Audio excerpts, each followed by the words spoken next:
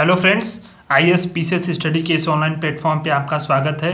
जैसा कि आपको पता है कि हम लोग रोज़ 12 बजे दोपहर को GS4 की क्लासेस करते हैं और इसी क्रम में मैं आपको GS4 में यूनिट 1 को पढ़ा चुका हूं। जो सिलेबस में यूनिट 1 है यानी पहला पॉइंट जो दिया हुआ है, ये पूरा वाला यूनिट इतना मैं आपको पिछली क्लासेस में कंप्लीट करा चुका हूँ और टेलीग्राम पे आपको सीधे जो है हैंड रिटन नोट्स भी दे चुका हूँ। टेलीग्राम पे PDF में हैंड रिटन नोट्स मिल चुके हैं इन सारे टॉपिक्स का।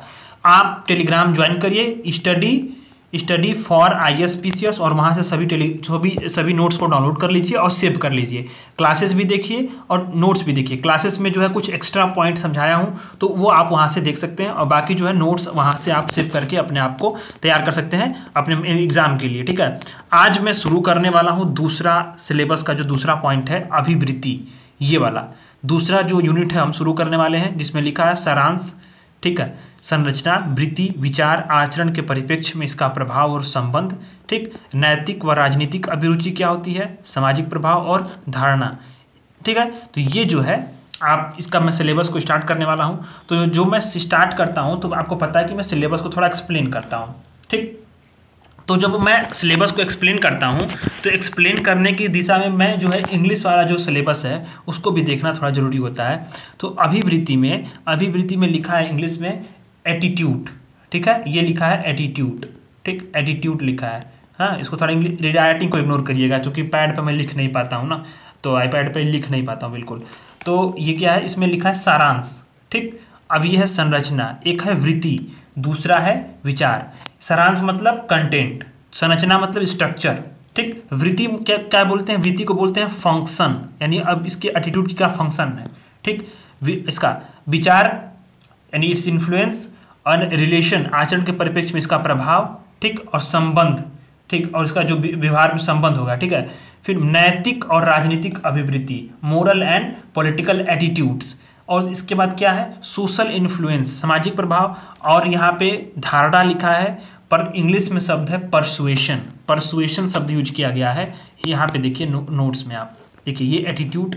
ठीक, इसको क्या बोलते हैं, एटीट्यूड, यानी एटीट्यूड को अभिवृत्ति बोलते हैं। अभिवृत्ति को मनोवृत्ति भी बोल सकते हैं, रवैया भी बोल सकते हैं, हमारी मानसिकता भी बोल सकते हैं, सोच भी बोल सकते हैं। तो सिलेबस में लिखा है अभिवृत्ति अंतः वस्तु या सारांश यानी कंटेंट की बात की गई है, संरचना यानी स्ट्रक्चर की बात की गई है, वृत्ति मतलब फंक्शन की बात की गई है, फंक्शन यानी कार्य। ठीक, अच्छा, विचार तथा आचरण के परिप्रेक्ष्य में क्या इसका प्रभाव और इसका संबंध, ये इसकी बात की गई है। नैतिक और राजनीतिक अभिरुचि की बात की गई, यानी अभिरुचि है। यहाँ पे शब्द को ध्यान दीजिएगा, यहाँ अभिवृत्ति है और यहाँ अभिरुचि है। हिंदी में यही दिक्कत है, यहाँ अभिरुचि लिख दिया है। अब क्या बोलेंगे, ये गलत, ये सही है कि ये सही है, पर दोनों को आप समझिए। इंग्लिश में यहाँ पे एटीट्यूड ही लिखा है, तो यानी आप इसको अभिवृत्ति भी पढ़ सकते हैं। ठीक, राजनीतिक और नैतिक अभिवृत्ति यानी अभिरुचि की जगह इसको एटीट्यूड की जगह आप ठीक अभिवृत्ति भी पढ़ सकते हैं। ठीक, सामाजिक प्रभाव और धारणा। ठीक, और यह है सहमति पैदा करना। धारणा मतलब यहाँ पे लिखा है हिंदी में धारणा, पर धारणा नहीं शब्द होगा। इसका अर्थ जो है परसुएशन का जब अर्थ होता है तो परसुएशन का अर्थ होता है समझाना बुझाना। इंग्लिश में शब्द यूज किया गया है परसुएशन। ठीक, इसका अर्थ होता है हिंदी में समझाना बुझाना या सहमति पैदा करना। तो हम और यहाँ पे क्या लिखा है सिलेबस में, धारणा लिखा है, पर हम इसको धारणा नहीं पढ़ेंगे, इसको हम पढ़ेंगे समझाना बुझाना या सहमति पैदा करना। ठीक, और यहाँ अभिरुचि लिखा है तो इसको ध्यान देना है, ये अभिवृत्ति की एटीट्यूड यहाँ भी, एटीट्यूड यहाँ भी है, तो पर अभिवृत्ति की जगह यहाँ पे अभिरुचि लिख दिया हुआ है। ठीक है, तो इसको आपको थोड़ा सा ध्यान देना है। ठीक है, तो अब मैं सिलेबस को आपको बता चुका हूँ कि सिलेबस में क्या देखना है हमको। सिलेबस के जो पॉइंट है इसमें दो दिक्कतें हैं। इंग्लिश के सिलेबस में आप वहाँ पे देखें परसुएशन लिखा है तो यहाँ धारणा को काट करके यहाँ पे लिख सकते हैं सहमति पैदा करना, और यहाँ अभिरुचि है तो इसको काट के आप लिख सकते हैं यहाँ पे अभिवृत्ति। ठीक है, तो सिलेबस में ये मैंने आपको बता दिया। अब आते हैं कि अभिवृत्ति क्या है। उसके पहले थोड़ा सा मैं आपको थोड़ा कुछ स्पेशल सब चीज़ें समझा दूँ। तो मानव क्या है, मानव है जो भौतिक वस्तुओं और क्या होता है अन्य लोगों के परिवेश से घिरा होता है। ठीक, एक सेकेंड, क्या हो गया, पेन क्यों नहीं आ रही है। हाँ, तो जो भौतिक वस्तुएं होती हैं उससे घिरा होता है और अन्य लोगों के परिवेश से घिरा होता है। ठीक, तो ये क्या करती है कि जो व्यक्ति ये परिवेश करती है, व्यक्ति के विचार को, संवेग को, और क्या करती है, व्यवहार को। ये तीन चीज़ों को क्या करती है, जो परिवेश होता है वो जिससे घिरा होता है, वो तीन चीज़ों विचार को, संवेग को और व्यवहार को क्या करती है, प्रभावित करती है। और जो सामाजिक वातावरण के साथ जब अंतःक्रिया होती है तो इसमें क्या होता है, मानव के दो व्यवहार निकल कर सामने आते हैं। मानव के दो व्यवहार निकल कर सामने आते हैं। पहला है आंतरिक व्यवहार, यानी आंतरिक व्यवहार निकल कर सामने आता है, और दूसरा आता है आपका बाहरी व्यवहार। ठीक, बाहरी व्यवहार, बाह्य व्यवहार। अब ये दोनों जब बातें निकल कर सामने आती हैं तो आंतरिक व्यवहार का क्या मतलब है, मानव के जीवन के क्या होता है, ये मानसिक पक्ष से संबंधित होता है, मानसिक पक्ष से यानी आंतरिक जीवन से।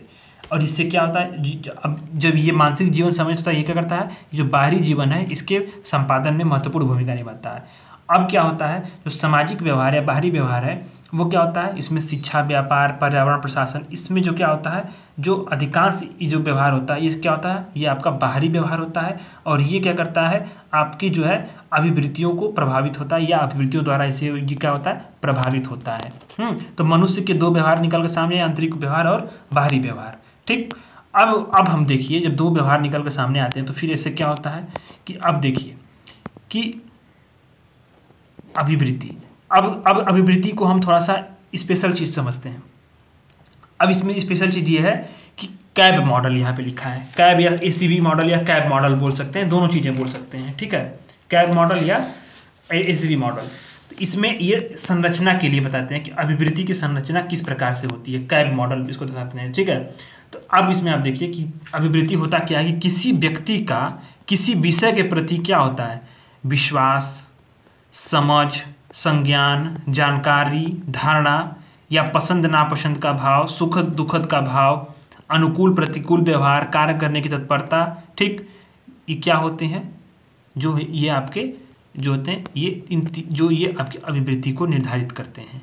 ठीक, अब ये अब इसमें इस फ्लो चार्ट में आप ये भी देखिए कि किसी व्यक्ति किसी विषय के प्रति, ठीक, व्यक्ति, समूह, मुद्दा, समस्या, देश, घटना, विषय, संस्था, ये सभी आ सकते हैं। ठीक है, विषय में जो ये भाव होता है, इन तीनों के समुच्चय तंत्र क्या बोलते हैं, अभिवृत्ति बोलते हैं। इसमें महत्वपूर्ण भूमिका निभाती है। ठीक, अब आप इसमें थोड़ा सा फ्लोचार्ट को मैं थोड़ा सा एक बार और एक्सप्लेन कर दूं। जैसे क्या लिखा है इसमें कि अभिवृत्ति क्या होता है कि किसी व्यक्ति का किसी विषय के प्रति, अब विषय क्या हो सकता है, विषय में व्यक्ति, समूह, मुद्दा, समस्या, देश, घटना, विषय, संस्था, सब जो कुछ भी हो सकता है इसमें। ठीक है, क्या होता है, इसके विषय के प्रति विश्वास, समझ, संज्ञान, जानकारी, धारणा या पसंद नापसंद का भाव, सुखद दुखद का भाव, अनुकूल प्रतिकूल का व्यवहार, कार्य करने की तत्परता, इन सभी चीज़ों को क्या होता है, समुच्चय तंत्र को क्या बोलते हैं, अभिवृत्ति बोलते हैं। ठीक है, अभिवृत्ति इसको बोलते हैं, यानी सभी चीज़ें होती हैं वो। अब देखिए इसमें, अब जो कैब मॉडल बोला है यही है। अब हम क्या होता है कि जो किसी विषय के प्रति हमारी जो विश्वास होती है, जो समझ होती है, जो संज्ञान होता है, जो जानकारी होती है, जो धारणाएं होती हैं, वो हमारे संज्ञानात्मक पक्ष में आते हैं, उसी को बोलते हैं कॉग्निटिव। ठीक है, कॉग्निटिव जो स्ट्रक्चर रहता है ये हमारे पक्ष में होते हैं। ठीक है, ये कॉग्निटिव पक्ष की बात की जा रही है। दूसरा जो होता है पसंद नापसंद का भाव होता है, सुखद दुखद का भाव होता है, ये हमारे भावनात्मक पक्ष होते हैं। ठीक, ये हमारे अफेक्टिव बातें होती हैं, ये अफेक्टिव जो पक्ष है इसकी बात कर रहा है। या हमारे पास जो अनुकूल प्रतिकूल का व्यवहार हो, कार्य करने की तत्परता हो, ये हमारे क्या होते हैं, व्यवहारात्मक पक्ष होते हैं, बिहेवियर, ये चीज़ें होती हैं। ठीक, तो इन तीनों के समुच्चय को क्या बोलते हैं, अभिवृत्ति बोलते हैं। संज्ञानात्मक, भावनात्मक और व्यवहारात्मक पक्ष के समुच्चय को क्या बोलते हैं, हम तंत्र को अभिवृत्ति बोलते हैं। ठीक, और इसको किस मॉडल से संबंधित करते हैं, इसको कैब या एसीबी मॉडल से हम जो है संदर्भित करते हैं। इसी को कॉग्निटिव, ठीक, अफेक्टिव और जो बिहेवियरल अप्रोच है, इसी के जो तीनों के पक्ष को हम एसीबी या कैब मॉडल बोलते हैं। और इसी से जो है इसी के समुच्चय तंत्र को क्या बोलते हैं, अभिवृत्ति बोलते हैं। जो अभिवृत्ति की संरचना होती है उसको कैब मॉडल कहा जाता है। कैब मॉडल में आप जानते होंगे कॉग्निटिव, ठीक, अफेक्टिव और बिहेवियर। ये इसमें क्या होता है, इसमें जब कॉग्निटिव में होते हैं तो कॉग्निटिव में होता है कि जानकारियाँ होती हैं, यानी कॉग्निटिव में हमारी क्या होती हैं, जानकारियाँ हमारे पास होती हैं। भावनात्मक में क्या होता है कि पसंद नापसंद की भावना आती है, पसंद नापसंद की भावना आती है। बिहेवियर में क्या होता है, अनुकूल और प्रतिकूल पक्ष की बातें आती रहती हैं। तो अगर हम इसको थोड़ा अच्छे तरीके से समझें, एक मतलब एक जैसे कि एक डिफिनीशन के रूप में जिसको मुझे कॉपी में लिखना हो, तो हम उसको ऐसे लिखेंगे, किसी भी विषय व्यक्ति, व्यक्ति समूह, घटना, समस्या, देश आदि के प्रति व्यक्ति के जानकारी जो होती है, विश्वास होता है, धारणाएं होती हैं, पसंद नापसंद का भाव होता है, या कार्य करने की जो तत्परता होती है उसी के तंत्र क्या बोलते हैं, अभिवृत्ति बोलते हैं। ठीक यही फ्लो चार्ट को आपको सीधे आंसर में लिख देना है। मतलब देखिए एक बार और, आप इसको जितनी बार पढ़ेंगे वो आपको याद होती चली जाएंगी।